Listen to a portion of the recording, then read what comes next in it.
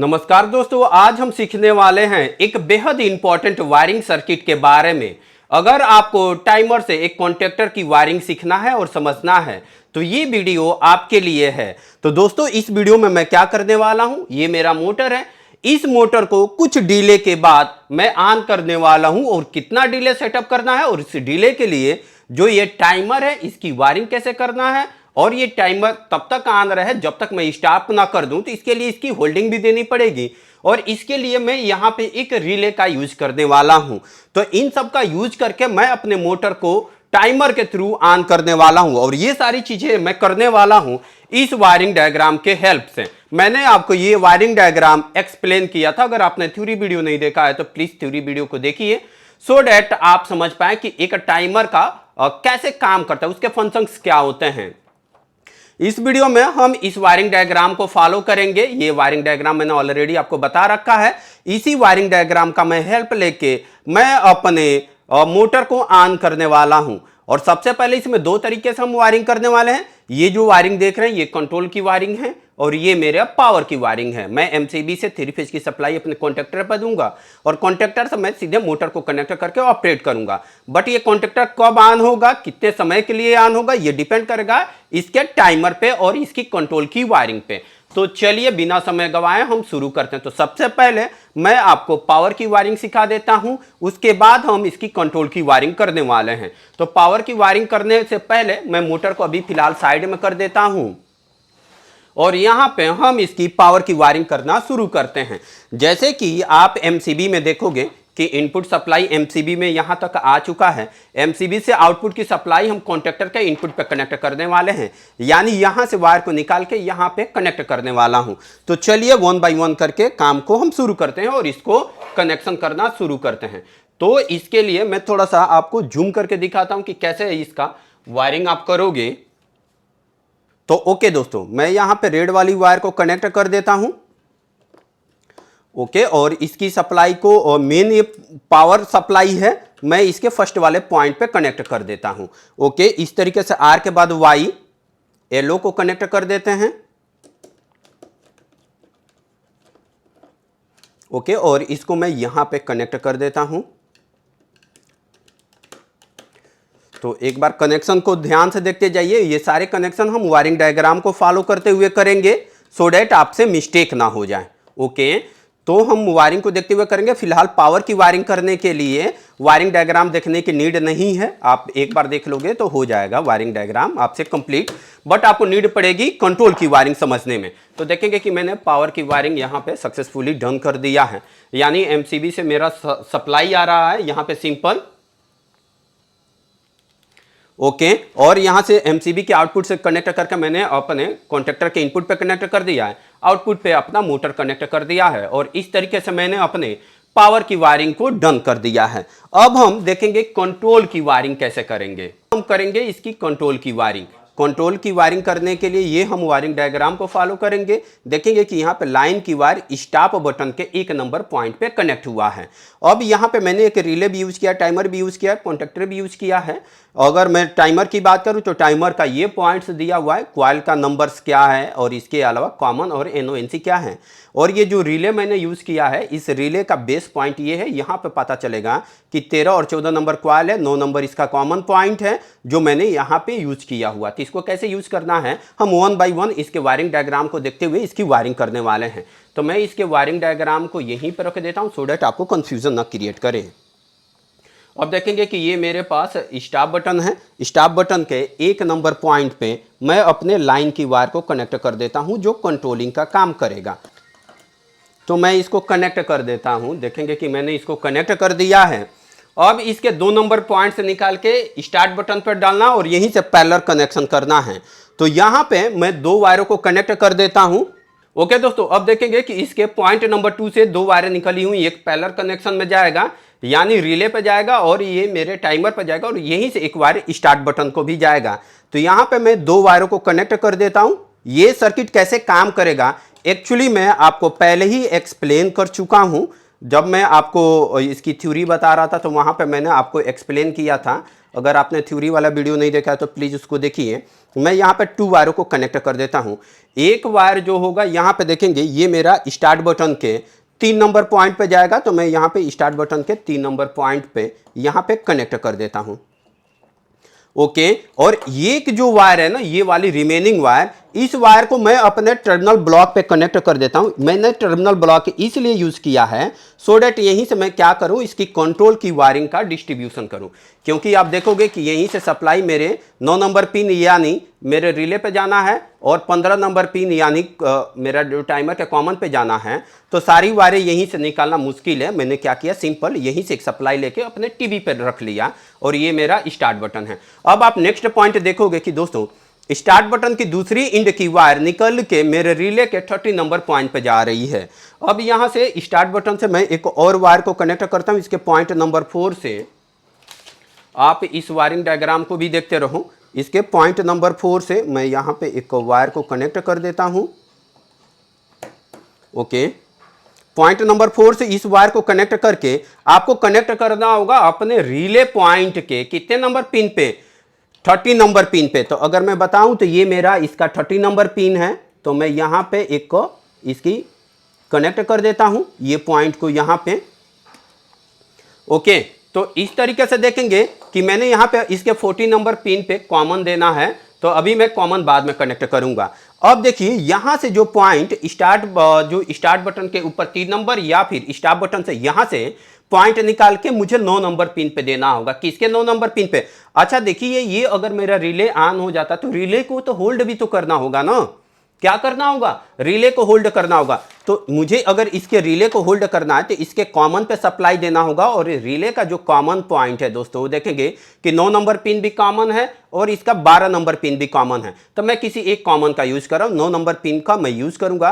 तो 9 number pin पे supply दे के और इसके 5 नंबर पिन पे निकालूंगा, यानी 5 नंबर पिन यहां से निकाल के सीधे मैं इसके 30 नंबर पिन यानी क्वाइल पे दे सकता हूं, या फिर स्टार्ट बटन के इस इंड पे कनेक्ट कर देता हूं। तो देखिए कैसे करना होगा। अब मैं क्या करता हूं कि यहीं से एक सप्लाई, यहां से एक सप्लाई को निकालता हूं और दोबारा से मैं यहीं पे एक वायर को कनेक्ट कर देता हूं। ये मैं इसलिए यहां से टर्मिनल ब्लॉक यूज किया क्योंकि नंबर ऑफ द वायरेज ज्यादा होंगी। तो यहां से इसके 9 नंबर पॉइंट पे कनेक्ट कर देता हूं। तो 9 नंबर पॉइंट इसका ये है। ओके, 9 नंबर पॉइंट इसका ये है जो इसका कॉमन को रिप्रेजेंट करेगा। मैंने इसके कॉमन पे यहां पे सप्लाई दे दिया है। अब क्या करना होगा, इसके 5 नंबर पिन यहां पे है, और मैं अगर थोड़ा सा जूम करके दिखाऊं। ओके दोस्तों, तो 5 नंबर पिन इसका ये वाला 5 नंबर पिन है। 5 नंबर पिन पे इसका NO पॉइंट है। 5 नंबर पिन देखिए, अगर मैं वायरिंग डायग्राम में भी दिखाऊं तो 9 नंबर पिन पे आपने कॉमन सप्लाई दिया है, तो 5 नंबर पिन इसका NO बनेगा। 5 नंबर पिन से मैं इसके क्वाइल पे दे दूंगा सो डैट इसकी होल्डिंग लग पाए। तो ओके, तो इसकी होल्डिंग कैसे करना है, चलिए मैं आपको समझाता हूं कि कैसे आप इसको होल्ड करेंगे। तो मैं क्या करता हूं, इसके 5 नंबर पिन पे एक वायर को कनेक्ट कर देता हूं। ओके दोस्तों, इसके 5 नंबर पिन पे कनेक्ट कर दिया। अब इस वायर को इसी के क्वाइल पे कनेक्ट करना होगा। तो मैं इसके दोबारा से क्वाइल को ओपन करता हूं और इसी के साथ इसको कनेक्ट कर देता हूं। तो मैं थोड़ा सा इसको सही कर देता हूं और दोनों वायरों को एक साथ ट्विस्ट करके इसके क्वाइल पे कनेक्ट कर देता हूं। आप चाहता तो मैं चाहता तो इस वायर को ना इस स्टार्ट बटन के भी पास में कनेक्ट कर सकता था। मैं थोड़ा सा जूम आउट कर देता हूं सो डैट चीज़ों को दिखे। ओके, दोनों को ट्विस्ट करके इसी के क्वाइल पे माउंट कर देता हूं, लगा देता हूं ऐसे। ओके, अब ये मेरा रिले जो है वो होल्ड हो जाएगा। ओके, तो ये है मेरा स्टार्ट बटन, और मैं थोड़ा सा और जूम करके दिखाता हूं चीज़ों को। तो आप सिंपल देखोगे कि मैंने कितना कनेक्शन कर दिया है। अगर मैं सिंपल कनेक्शन की बात करूं तो इस स्टार्ट बटन से इस रिले को होल्ड कर दिया है। अब मुझे क्या करना होगा दोस्तों, इसके 5 नंबर ही पिन से आप अगर देखोगे तो इसके 5 नंबर ही पिन से मुझे क्या करना होगा, अपने टाइमर के क्वाइल पे देना होगा A1 पे। तो 5 नंबर पिन इसका दोस्तों ये वाला 5 नंबर पिन था यहाँ पे ही। तो मुझे इस रिले से ही ऑन करना है। तो मुझे क्या करना होगा, दोबारा से इसको ओपन करना होगा। तो मैं इसको एक बार और, अच्छा आप चाहें तो यहाँ पे भी कनेक्ट कर सकते हैं 5 नंबर पिन पे। तो मैं इसके 5 नंबर पिन पे क्या करता हूँ, कनेक्ट कर देता हूँ। ओके, तो देखेंगे कि एक मैंने वायर इसके 5 नंबर पिन पे कनेक्ट कर दिया है। ओके, अब मैं इसके 5 नंबर पिन से निकाल के इसके A1 क्वाइल पे कनेक्ट करना है। आप वायरिंग डायग्राम भी देखेंगे, 5 नंबर पिन से वायर को निकाल के कहाँ पे कनेक्ट करना है दोस्तों, इसके A1 क्वाइल पे कनेक्ट करना है। मैं थोड़ा सा और A1 क्वाइल पे कनेक्ट करना है, तो टाइमर का A1 क्वाइल ये पॉइंट है, मैं यहाँ पे एक वायर को कनेक्ट कर देता हूँ। ओके, मैं यहाँ पे कनेक्ट कर देता हूँ, यहाँ पे कनेक्ट कर दिया। अब वायरिंग डायग्राम देखिए, 5 नंबर से निकाल के इसके A1 पे, A2 पे न्यूट्रल देना, अभी हम A2 पे न्यूट्रल देंगे। अब देखेंगे कि यहीं से मुझे एक वायर निकालना जो 15 नंबर पिन पे देना, किसके, टाइमर के 15 नंबर पिन पे देना है। तो मैं यहीं से एक वायर निकालता हूँ। तो यहाँ से वायर निकालने का मतलब ये आपका क्या हो गया, टर्मिनल ब्लॉक, यानी स्टॉप बटन से एक वायर को जो आपने कनेक्ट किया है, ये वाली वायर, यहीं से आपको एक और वायर को निकालना है। तो चलिए मैं यहाँ से एक और वायर को निकाल लेता हूँ। यहीं पर मैंने इसीलिए टर्मिनल ब्लॉक का यूज़ किया था कि नंबर ऑफ द वायरेज ज़्यादा होंगी, तो मैं इसका टर्मिनल ब्लॉक का यूज़ कर लूँगा।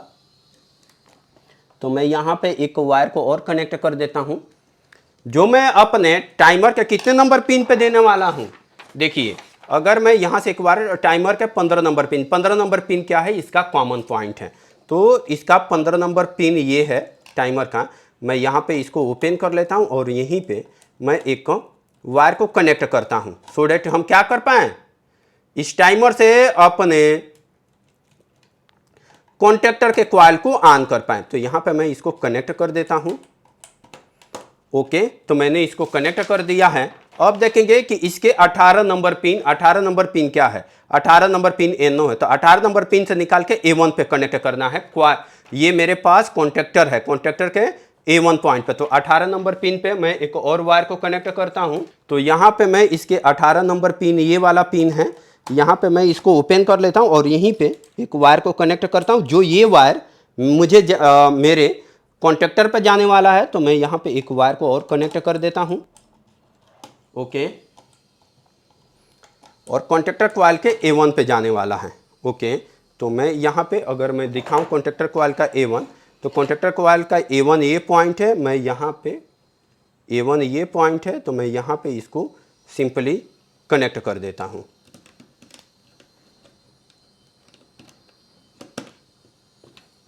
ओके, मैंने यहाँ पे कनेक्ट कर दिया है। अब इसकी कंप्लीट मीन्स ऐसे कंट्रोल की तो वायरिंग डन हो चुकी है। ओके, कंट्रोल की वायरिंग यहाँ से मैंने A1 पर डाल दिया है, बट ये 40 नंबर A2 ये न्यूट्रल को अभी नहीं कनेक्ट किया है। तो चलिए मैं न्यूट्रल भी कनेक्ट कर देता हूँ। तो न्यूट्रल कनेक्ट करने के लिए आप क्या कर सकते हैं, यहाँ पे भी अगर कॉन्टेक्टर को देखिएगा तो A2 यहाँ पे भी दिया हुआ है न्यूट्रल। तो मैं डायरेक्ट इसी साइड में क्या कर लेता हूँ, न्यूट्रल का यूज़ कर लेता हूँ। तो इस A2 पे ही एक न्यूट्रल वायर को कनेक्ट कर देता हूँ, इसको ओपन करता हूँ और यहाँ पे एक और पैरेलल वायर, 2 वायर को कनेक्ट कर लेते हैं और यहीं से निकाल के मैं क्या करने वाला हूँ, अपने टाइमर को भी न्यूट्रल देने वाला हूँ। तो मैं यहाँ पे इसको कनेक्ट कर देते हैं। ओके, कनेक्ट हो चुका है। अब इसके बाद इसके न्यूट्रल पॉइंट ये है मेरा A2, तो टाइमर के A2 पे भी कनेक्ट कर देते हैं और यहाँ से एक और वायर भी चाहिए, 2 वायर एक्चुअली चाहिए। 2 वायर मैं इसलिए यूज़ करूँगा क्योंकि मुझे रिले को भी इसको क्या देना होगा, रिले को भी न्यूट्रल पॉइंट देना होगा। तो मैं यहाँ पे 2 वायरों को कनेक्ट कर देता हूँ एक साथ और यहाँ पे A2 को भी कनेक्ट कर देता हूँ। ओके, तो मैंने A2 को भी कनेक्ट कर दिया है। अब इसके बाद इसके न्यूट्रल पॉइंट को, जो रिले का न्यूट्रल पॉइंट था, इसको भी हम कनेक्ट कर देते हैं यहाँ पे। अब वायरिंग जाके न्यूट्रल भी पॉइंट सक्सेसफुली डन हो चुका है। मैं थोड़ा सा इन वायरों को सही कर देता हूँ, उसके बाद अपना सर्किट हम पावर ऑन करके चेक करेंगे। ओके, तो ये मेरा सर्किट है। मैं थोड़ा सा एक बार दिखाता हूँ आपको कंप्लीटली।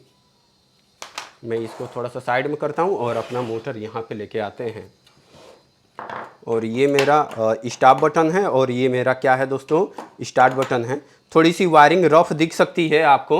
ओके, तो आप थोड़ा इसको सही कर लेना, बट ओवरऑल इसको समझना है कि इसके वायरिंग डायग्राम को कैसे इंप्लीमेंट करेंगे और एक रिले से कैसे अपने मोटर को ऑन करेंगे। तो सबसे पहले मैं क्या करता हूँ, आपको इसकी कंट्रोल की वायरिंग चेक कराता हूँ। 3 फेज की सप्लाई ऑफ ही रखूँगा। ओके, वायरिंग डन हो चुकी है।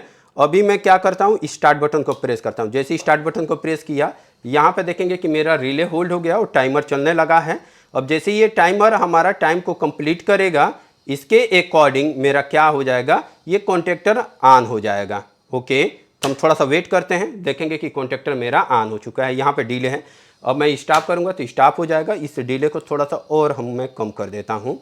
देखिए मैं स्टार्ट कमांड दबाता हूँ, यहाँ पे रिले ऑन हो गया और कंटिन्यू सप्लाई मेरे देखेंगे टाइमर पर जा रहा है। जैसे ये टाइम 7 सेकेंड दिया है, जैसे ही 7 सेकेंड कंप्लीट होगा टाइमर मेरा जो ये कॉन्टैक्टर है होल्ड हो जाएगा। स्टॉप करूँगा, स्टॉप हो जाएगा। चलिए अब मैं क्या करता हूँ दोस्तों, यहाँ पे अपने मोटर को रन करके दिखाता हूँ।